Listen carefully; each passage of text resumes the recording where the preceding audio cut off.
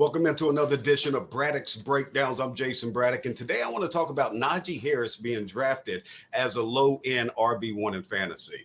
Now, I think that's a little bit too high. I got him more as a low-end RB2 in fantasy. That's where the value is, and some of the reason why is that you see these backs when they come out of Alabama, and they'll struggle early on for the most part, dating back the last 10, 15 years. Now, based off of that and what Najee played with at Alabama, you get a misconception of your talent versus talent you'll be playing against in the NFL. At Alabama, even in the SEC, he was stacked on that offensive side of the ball, running behind an offensive line with 2 tackles that went in the top 20 picks in the NFL draft, a center that went in the top 40, 4 wide receivers that went in the top 15 picks of the NFL draft, and 3 quarterbacks that went 5th, 15th, and 53rd overall. So the talent there was a mismatch. So opposing defenses weren't able to stack the box against them as much as they would like against a big power back like Najee.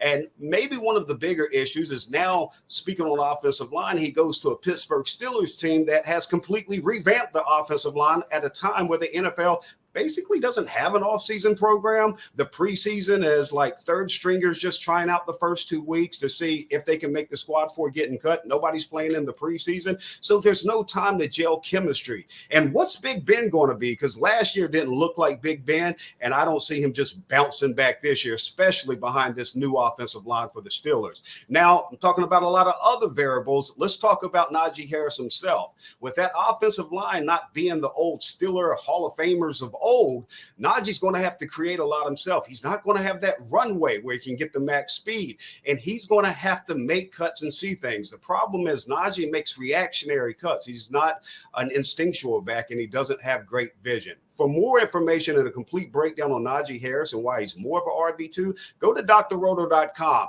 Check out all of our tools and experts and use the code WIN right now for a special discount. While you're there, check out a new Major League Baseball DFS Optimizer. Thanks for stopping by the office. Get your fantasy prescription by subscribing to the channel and checking out drroto.com. And until the next visit,